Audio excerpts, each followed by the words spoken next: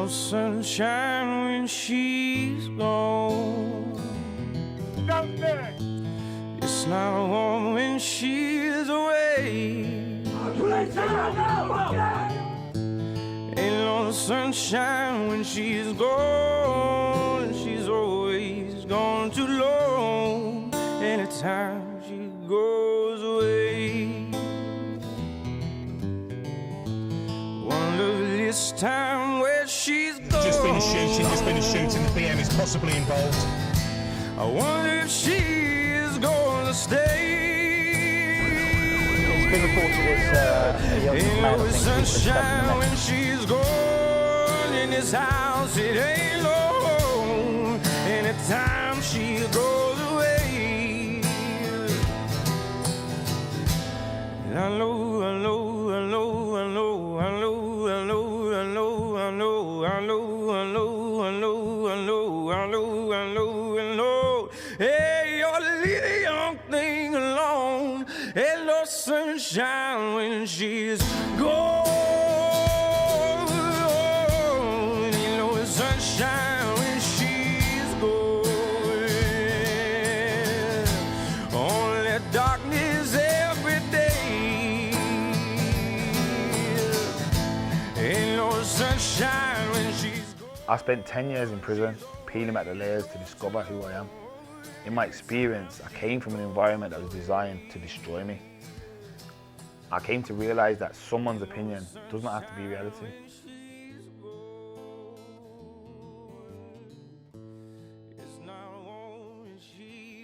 I caused a lot of problems and a lot of aggro for my mum as a young kid, do you know what I mean? And then getting in trouble with the police all the time, like.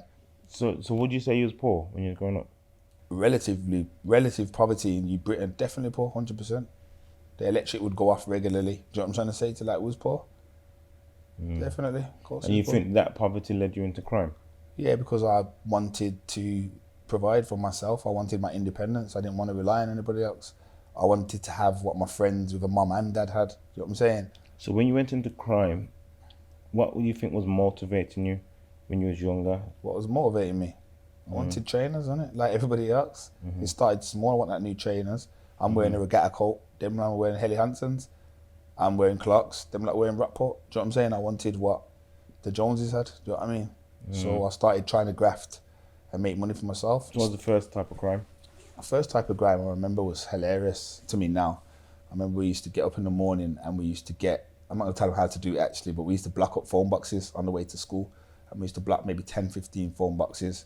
And on the way back, we had a way of getting the money out or the change, you know, make, I don't know, maybe a tenner, maybe a fiver. Do you know what I'm saying? Yeah, now probably more than that, maybe about 30 quid between my mate, 14, 15 quid each. Okay. It meant that we could go chip shop, it meant we could do that. But we knew that, bro, like, it's like running a business. Decent enough to get what we need to get. After that, I think we started stealing like car stereos. The snatch ones, or the face? Or face offs, where the money was, you get £15 for a snatch plate, which was dead. I mean, a snatch stereo, face off. I think we stole a few face off stereos and then realised that without the face, you know what I'm trying to say, you can't get no money for it. So we escalated from like snatch plate stereos to face offs to then obviously like, we actually got a little bit smarter and it wasn't always criminal ventures. We actually started buying and selling. Like I said before, I've spoke about this before, like I'd buy bikes off kids. How much one for your bike? £25. And then we used to have a thing called the bargain pages. I'd spray up the bike, you know what I'm trying to say, paint it up and all that and sell it for 50 quid. Still wasn't enough. Then we started, there was a pandemic. Do you remember the robbing mobile phone pandemic? Everyone started stealing phones, so we jumped on the stealing phones and acquiring stolen mobile phones. And I actually found a way where you could get a stolen mobile phone, put a SIM card in there that was active, get it to get signal, look like it's working, and take it to the phone shop. So again, Allen Road. Sparkbrook and it's so Ladyford Road, yeah, and Allen Road because we was known by all the shops when they kind of found out that, yo, you sold me a phone that I thought worked and didn't work. As kids, we had some very, very clever schemes that would make us money, do you know what I mean? Hence why I look at the kids now and feel like you don't need to do crime because with the internet, there's so many opportunities. I went to prison when I was 18, which is what, 3-4 years after where we're talking. The crimes, the level of escalation with the crimes, and I don't really care to talk about on camera, to be fair, but yeah, we committed a lot of crime. And then I went to prison for a violent offence and I was sentenced to 12 years at 18. And that was kind of like the end of 5 years of absolutely madness. And not 5 years of madness, once a week, career criminal. We used to get up every day and like, what's on today, do you know what I mean? My main issue was I had the wrong role models.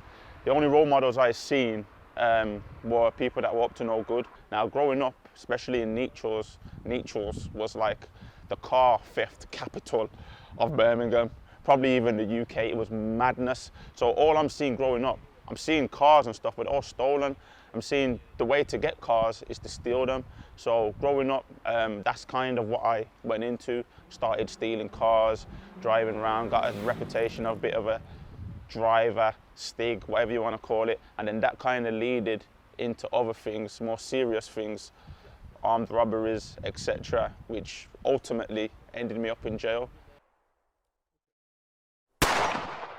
2002 October, I was shot 7 times in a drive-by, which left me with multiple gunshot wounds. 2 times in my arm, which one of those shattered my radius bone. 2 times in my back, where one's behind my heart and 1 bullet's lodged in my spine, and 3 times in my leg, where I've got one of the bullets shattered my kneecap. So from there, that left me wheelchair bound, and I was told by the doctors after 3 consultancies that I would never walk again. There's a saying in my faith, love for your brother what you love for yourself, okay? So I was in prison with my own father, okay? Now, do I want to be in prison with my own son? No. Would I want somebody else, my brother, to experience that? No. So in order for us to change it, you got to be the change that you want to see. As I grow up now and on reflection, I kind of look at it and feel like, why did nobody see that I was going to go to prison? Like, it was almost destined for me.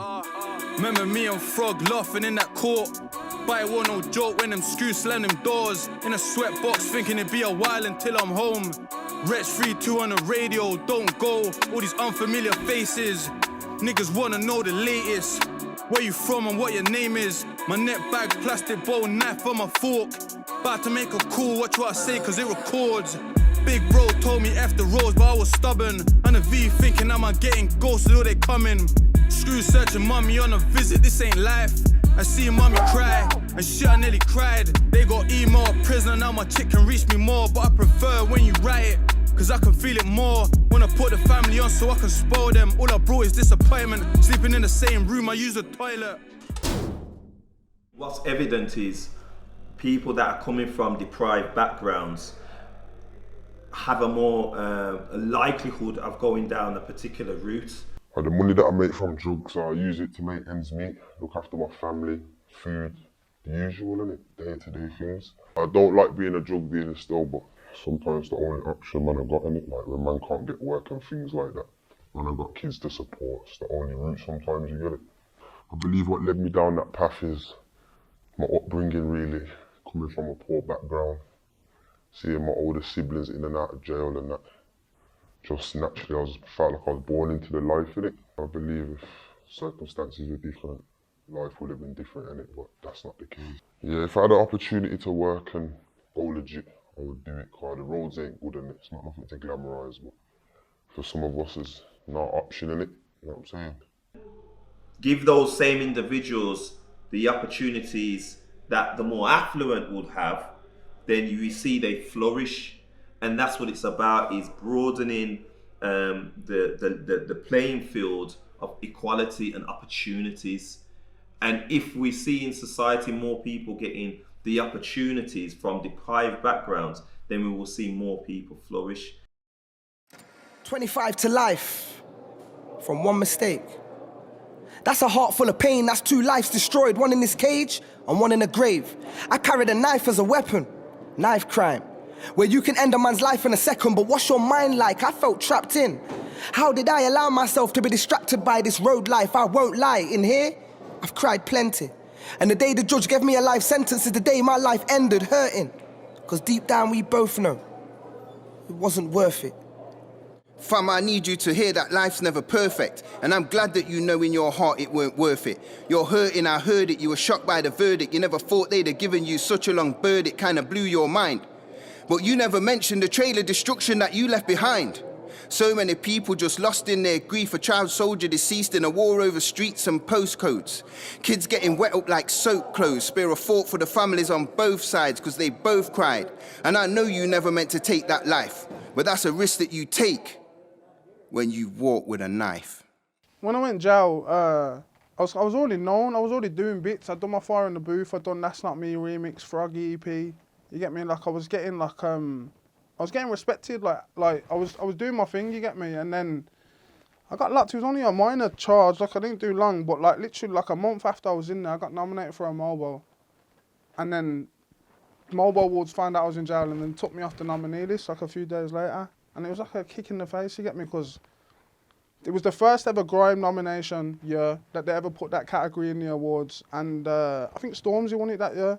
It was like, but I had a good chance for it because I had a good run that year, you get me? And if I didn't go jail, I probably would have won that. Anything could have happened, you get me? I'm in greenhouse, my headlights are wrong because it's dark in front of me now. Inside I've had enough, but outside I'm acting tough. Cherish all the memories in Amsterdam and Magaluf. Even in prison, they don't actually teach you about how hard it is when you come out. Because they're like, oh, go out, become a good person, get a job, that's rehabilitation. No, it's so difficult. When I come out of jail, I was scared. I was like, fuck, what am I gonna do right now?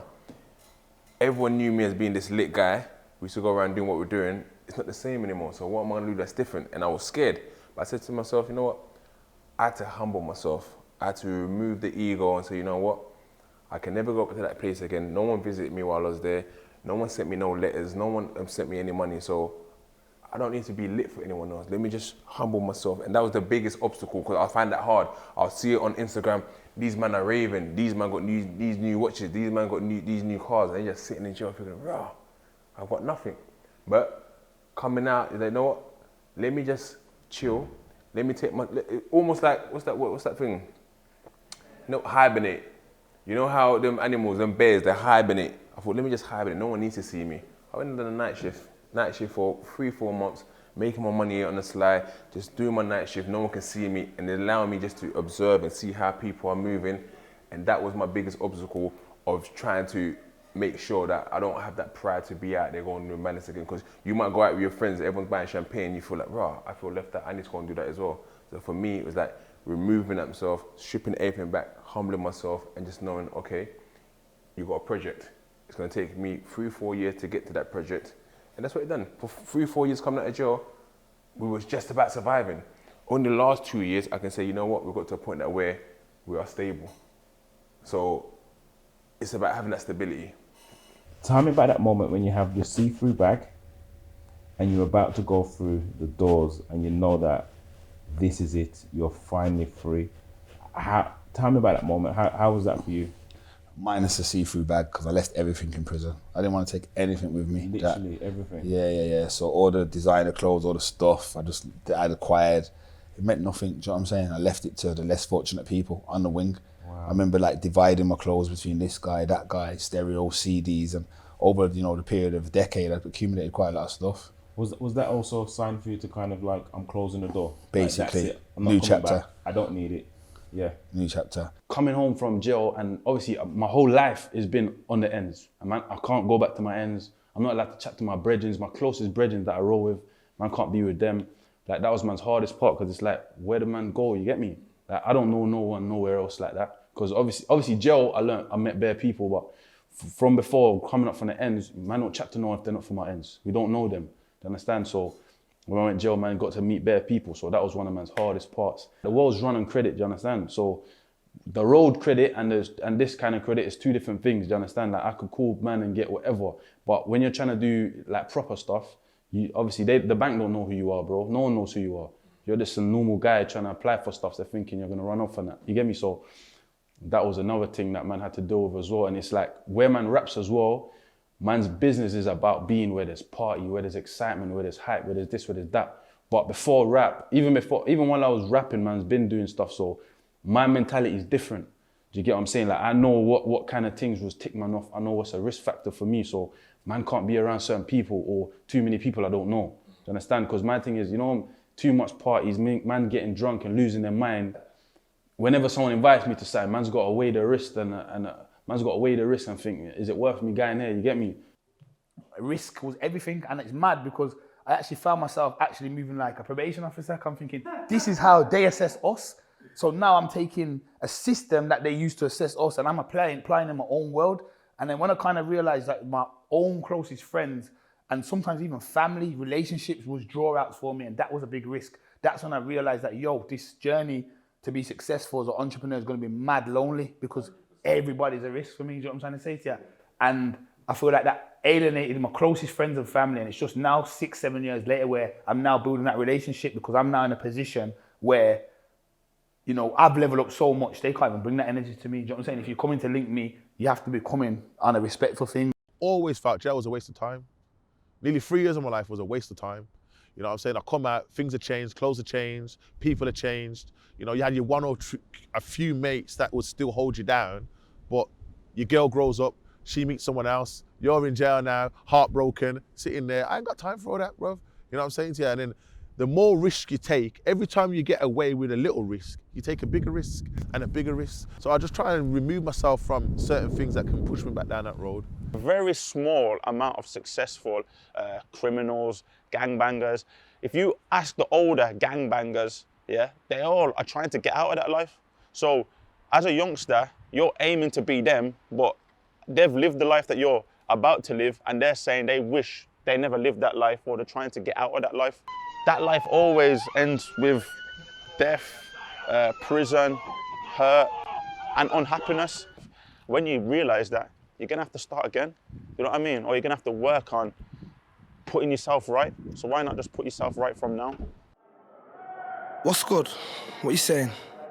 No, I'm fine. It's just, I had so much I wanted to say, but now that we're face to face, I can't even look at you straight. Wait, you mean to tell me you drove all this way to not say a word and we ain't spoken days? You're moving bait. What's really going on? You've left me on my one. I held you down for so long. I gave you a family and a love so strong. It feels wrong how it's all gone. Nah, it seems like you're doubting our bond. And I'm not even gonna bite my tongue, but you see this? It's long. Try turning a house to a home without the man who holds the foundations. Accusations and miscommunication. I miss coming home to you waiting. I feel sick and I'm tired of your shit. It's draining. What, you think I want to be caged in for the rest of my life? For God's sake, Sam, you're always stressing. You're always putting a downer on my down situation. If it ain't bitches, it's paper. If you're quitting, then later. Look where I'm living. Wake up. You did it all for status, because nobody told you to use that knife, yet I'm the one who needs to wake up. You're the one that's bagged up and left me with all the bad luck, but that's just it.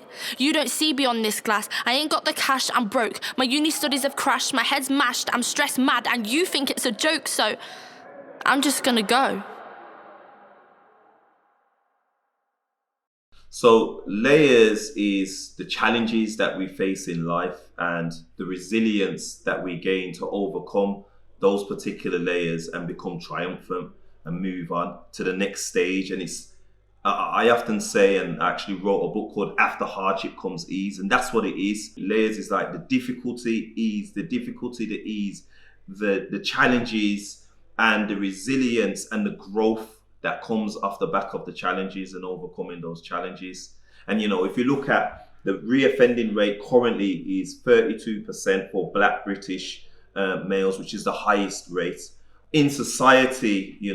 As we see with many of the those that have spoken on this documentary, have experienced crime and have experienced going to prison, and it's such a glamorized thing today. And what we need to do in society, and what I hope people can realize from this, is that actually what is more glamorous and what is more fulfilling is success within one's own vision and through one's own eyes. It's clear prison doesn't work, prison doesn't pay. It's about overcoming the influences in society and actually going for one's own goals and visions and realizing that.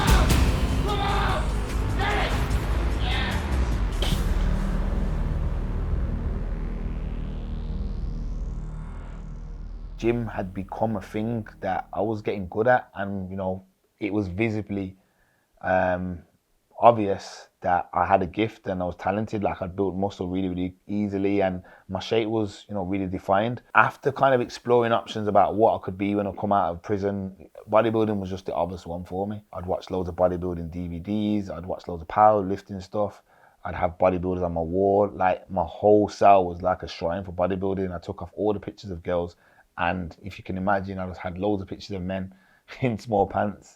And I used to look at their physiques every single day and think, like, cool, I need to build my chest more, I need to build my legs more, I need to build this more. And then when I come out, I always knew that bodybuilding was going to be something that I needed to focus on, that would help me change my life. The reason why I chose bodybuilding, because I knew that I needed discipline more than anything. I've been emceeing since I was about 15, yeah. And then I'd say, people thought it was cute, yeah, maybe till I was like 19, 20, 21. Then it's like, what are you really doing now? And like, are you going to get a job? Are you going to do this? Are you going to do that? And I had opportunities to do whatever the fuck I wanted, being from where I was from, yeah. So I'm not gassing. I've never had a job because I've always thought something's going to like break out for me. Like, I knew like working somewhere wasn't for me. And I'm not saying it's not for anybody either. I don't knock it, you get me? But it's just something that I had in me. Like, I didn't ever want to work for anyone else. That's probably why I'm so driven on being independent now. You get me? It's hard to like convince people from like where you're from to think that you're this superstar. You get me? They've got to see other people treat you like it and be fucking baffled by it, thinking, raw, he's killing it like that. Like, you've got to make them believe before they even start respecting your thing. Who am I? I remember the first time I was asked that question. I was in jail, Winston Green, first charge. I was on some course that you had to do to get you tagged and to get released, called a resettlement course. Hitting there now. First question, spider diagram, who am I? Let's say she give us 2 minutes. She goes, I'll give everyone 2 minutes to just write down a few things. I don't want anyone writing like that you're just a sibling, that you're a brother, or you're an uncle, or mum, dad, whatever it is. I want you to tell me who you are. Boom, time started ticking down. No one didn't know what to write. No one had a trade behind them. Like, I think there was like one person that was there that could actually say, yeah, I'm a builder or something. It was an awakening to think, imagine not knowing who I am, who you are. How many times can a man change before he's unrecognizable? You know, what I mean by that is that there's still certain elements of me that I like about myself. So there could be, for instance, I feel I got great morals, I got great manners, I got great respect, but through past traumas or childhood traumas, I can be easily triggered to get me aggressive or make me feel like I need to act in a certain type of way. When people say I've changed, you ain't really changed.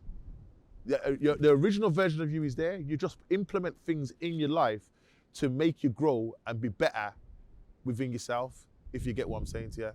So, you know, a drunk, for instance, who's been an alcoholic, they're still an alcoholic, you know. To just remove the bottles from around them, or remove going to bars or pubs or anywhere alcohol can consume, because they know they can fall back. So I just remove certain things around me that don't trigger those traits within me, innit? Shadow on the beat, let's fucking get them. Yo, yeah, I said the roads, them are slippy, and you're a slick top. Had me sitting in the cell, bro. This is where man got our little experience of music. I used to make beats. Shadow used to make beats. I used to bar. So from young, I've been linking Shadow from MySpace days and getting it in lab, but not really getting much out of it. But this year, it's mad. This is the start of it, man. This guy in the back here lived in the same hostel as me. His name's Cobain. This guy knocked my door one day and said, yo, them bars are hard, but you know, I got a mate that works for P110. Like, yo, I can get you a video, I think it's like 1 nifs. Boom, bam, bing. This guy's in the back. If you clock, he knows the bars, you get me? Because man was in the hostel giving it him every day, letting him know this is the one take. Why? Come from the hood, come from Nichels. Grew up around all the hoodlums, you get me? Kind of went the wrong way in life a bit, but kind of back on track now. This is the new hustle, you get me? £20 a washing machine at the moment. Easy, so what easy to find. Just drive around, look for it. So you're literally finding around. Just like how the youths them will drive around, getting up to no good. I'm driving around finding money on the roads. I'd probably get a couple ton in there. It's about £2 a ton right now. Right now, it's about £30 an hour job. I can't go wrong. Since I've been working, I've been out of trouble, you get me? Area I grew up in, it was easy to get caught up into a lot of crime, a lot of different issues, obstacles, very hostile environment. But I managed to find my purpose, managed to find something that I like doing, that I have passion for. Created a company called TCU, the Creative Universe, based on performing arts, music, film. Our main aim is to give back to the community, give back to the youth, create opportunities for them that we didn't have growing up. Coming from where I'm from, it's hard to not get involved in the street politics and whatnot. So obviously, right now I'm just trying to basically focus on giving back to the youth. You know what I mean? Because in this city, it's hard. Like I said, it's a very hostile environment. A lot of gang culture, a lot of different obstacles that you gotta get over. This is what we're trying to do. We're trying to create hubs. We're trying to create community centres for these youths to go and just channel their energy. Man lost my mum and dad within 3 months. Had a ute that same year. Lost my yard, repossessed same year. Went into a car, living in and out of my car. Then went jail. You get me? It was like that story. I had to give it them. Man was a homeless, and I know that a lot of people out there has felt that pain, and I thought, yo, there's no one that man can relate to like that. So boom. This is where the pain started. Mom and dad in the grave, yeah, it's real shit. Pain in my heart and my brain, can you feel this? I remember days when I'm walking in the rain and there weren't no other way of getting peas but pill shit. I wasn't always trying to be a rapper, do you know what I'm saying? I was doing a lot of other things. Obviously, thankfully, like, I'm blessed with a gift to kind of express myself, express my journey, where I'm from, through my music, do you know what I'm saying? And obviously, like, I've been in the game for about 4 or 5 years now, and it's been up and down, because with the music game, it's like you get in there, and it's not so much about having one hit song that gets you popping, it's about maintaining it and staying consistent, you know what I'm gonna say? That's why some people are not relevant today, some people are, you know what I'm saying? So for me, it's just been a battle of, like, you know, keeping myself relevant, working hard, bringing something new, do you know what I'm saying? Obviously, throughout my journey, I've been through some crazy stuff, like, my journeys, I can go deep into it, but I've been in serious situations where I was out of the game for a little while. I was in hospital, but I came back out. I had to obviously work hard and get myself back out there, because for me, it's about, we're in the jungle, especially where we're from as well, like, obviously, that's why I big up Micquel as well, because I know he comes from a hard journey as well. And it's about working hard and just beating the system and, you know, being in this jungle, you've got to be aligned. You can't just let things get you down and stay down. So I've gone through a lot of battles, a lot of obstacles, and I'm still here. Like, my latest song is called Nearly Quit, because there's times where a man could have really nearly quit, do you know what I'm saying? But for me, I see a vision, I see a goal, I know where I want to be in life, do you know what I'm saying? And nothing's going to stop me from getting to that place, do you know what I'm going to say? And I'll put that mindset in everything. Yo, how many times did I nearly quit? Still I'm out here doing daily shit. Remember the time I was barely pitched? Ain't gonna lie, that was scary shit. I got a thing for designer clothes, ain't no surprise that I wear these grips. I got a thing for the Benz and the Beamer, true, I got both, I just vary. It's not always been glitz and glamour. I say for the most of my career, it's been not making money. It's only the latter of it, like where I've started earning and being able to look after my people and shit. It's not easy, but I think that's the benefit of it. You go without for so long to be giving back all at once. You get me? Like, you get your blessings at once. And I used to set myself targets like, yo, when I'm 21, I want this, and by the time I'm 25, this, and by the time I'm 30, this, and I've smashed my targets in my head. That's probably what kind of kept driving me to keep going forward and that. And I'm not done now. I've just turned 30, and I've got kind of milestones in my head that I want to reach by the time I'm whatever, and I'm like diving into different things in my life now. Like, it's not just music. I've got the opportunity to do next things. You know how happy I am now? I make slow though, but it makes me happy because I know no one's kicking down my door. I know that no feds I'm driving down the road and no one's pulling me and ripping my car to shreds, looking for guns and knives and drugs, yeah? Them days are done. So it's also, it comes with a peace of mind. When you get to this stage, like, you're living life now, you might get drawn out, but I know it must be a peace of mind.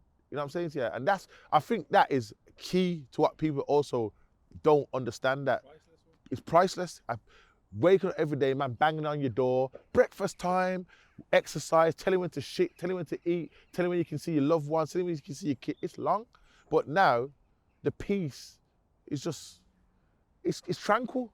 Yeah, especially when you come from where you're coming from, man. Who am I? Remember the first time I was asked that question. I'm a musician. I'm a pop star. I'm an entrepreneur. I'm a TV presenter. You know what I'm saying? And I feel like I'm a motivator because I keep people motivated, you know what I'm saying? And it just shows, and people that have followed my journey have seen the come up in it. If you rewind about 4 or 5 years ago, man was still in a hostel. You're mad. Now man's in the big crib, the big Mackie. I'm not even showing off. All I'm trying to say is hard work pays off. I'm telling you. And don't give up. If you've got that vision, keep that vision in your head, you know what I'm saying? It comes true. Rob, they ain't getting your Donna's back. Sick mate Carla's back. Get robbed, they ain't getting your Donna's back. Sick mate Carla's back. I'm always about the heart of the individual. Like, who's Micquel, and what do you think was the thing that has sparked you for this direction, for this journey? Because I've brought along today members of my Dear Youngers project, which is about mentoring the next generation, and about the key ethos of it is, what advice would you give to your younger self? You know what, yeah? What do you want to be? You know what I'm saying? So what do you want to do with your life? Like, what's your purpose, innit? Do you know what I'm saying? Like, for me, it's like, I ain't got a choice. Do you know what I'm saying? I'm here. You know what I'm saying? I've watched my brethren get life. I've watched my brethren drop out. Do you know what I'm saying? I've watched people with big dreams, so close to their dreams, and they fade out or they drop out or they give up just before that. So there is no formula for success. There's only one thing you need to have, really, that's self-belief. And the reason why it's so crazy, because when you're on the road and you want to be a bad boy, or you want to be this and that, you have self-belief then, innit? Do you know what I'm saying? And what I don't understand is how some people can't channel that negative energy and make it positive. You know, when I was on the road, it was all about reputation. I wanted to link girl. I wanted to have the flyest car. I wanted to do that. I had self-belief that I was that guy. Do you know what I'm saying? So why not have self-belief that you can be the successful person? It's all about shaping yourself, do you know what I'm saying? And choosing the right role models, you know what I'm saying? And it's difficult to choose the right role model when you're coming from an environment where that whole environment is designed for you to just feel shit about yourself. Do you know what I'm trying to say to you? For you to lose self-belief, for you not to believe that you can be anything, or, you know, the highest person in your realm, in your hood, has got a Rolex, a car. You know what I'm trying to say to you? And girl like him, that's ambition. Is that what your ambition is going to be? It's about changing your environment, which is why I asked you earlier about work. Like, going to work for me was one of the things. I was different from everybody, bro. I went to work as a youth. Even when I was on badness, I used to go to work. I'm not telling, man. But me going to work and being around normal, clean-cut people and hearing the conversations that they used to have, I'm thinking, yo, there's more to life.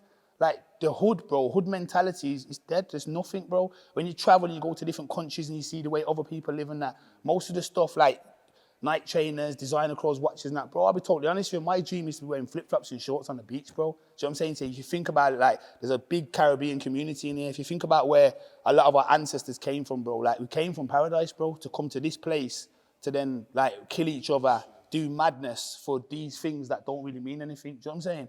I just blind myself from anything that I've achieved. I'm blinded. I haven't done nothing. I haven't achieved anything, honestly. I'm blinded by every bit of success, every bit of hype, every bit of social media, every bit of anything. I'm just tunnel vision and focused to the destination. I got a 10-year plan, which is working for me. I'm in great stead to where I want to be. People say I'm a rocket waiting to blow up. Okay, that's cool.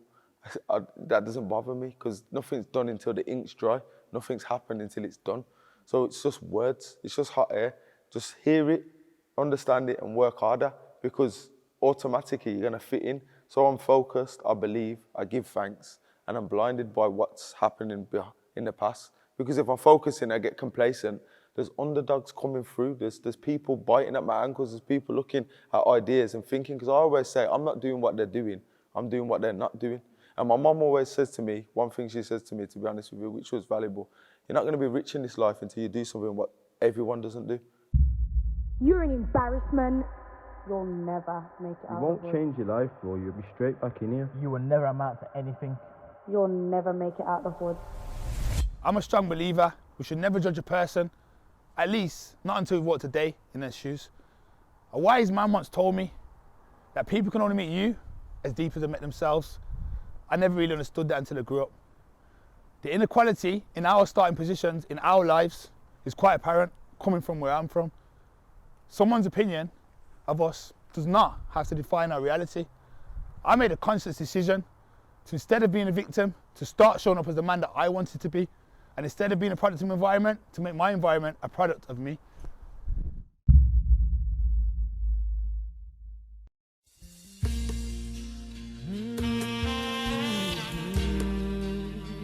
For me, the word layers, if I'm referring to a person, it means skins on top of skins and adapting to so many different environments. Whether it's me putting a balaclava on and acting a certain type of way, whether it's me putting a suit on and walking into a business meeting.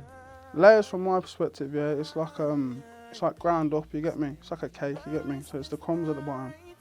Then you gotta have the solid, whatever, you get me? Whatever it is in the middle, you get me, the filling, and then it's all sweet on top, you get me? That's layers for me. Bro, I couldn't think about what I wanted to write. Oh wait, then one set, jail call, jail call, jail call. You know what I'm saying? But what that did, oh my God. One set, the missus. That's what I'm saying, I'm not in the mood to talk right now for all that, bro. That's what I'm saying, bro. I'm not in the mood to go through all that right now, you get me? You get me? So, what was I saying now? Only you could understand the faith in me, she said. Big up Micquel as well, doing the documentary. I don't know a thing already. I don't know what they're going to document about him, because all him do, I go gym. Drink protein, go gym. Protein shake, gym, poop. Protein shake, gym, poop. Protein shake, gym, poop. Over and over. You know what I mean? That's all him do, nothing else. Are we rolling? God damn it, fam. But I wasn't in my position. I was in my knee position. I was in my sexual position. Yeah, he didn't say it, yeah. As a means to, I don't know, you know what it is? I'm shattered, mate, and I've just got back from London. Yeah, okay, let me go again. If you could go back in time and say one piece of advice to your younger self, what would it be? Why? Just think smart. Just think right, you get me? And don't waste no time. That's what I would say. Don't waste no time. Anything that's on your mind and you want to do it even if you fail. I wouldn't even call it a failure, you just tried it and it didn't work, you get me? You go again in a different kind of way, you get me? Only you could understand. Faith in me, she said, be free, reflection. Faith in me, she said, be free, reflection.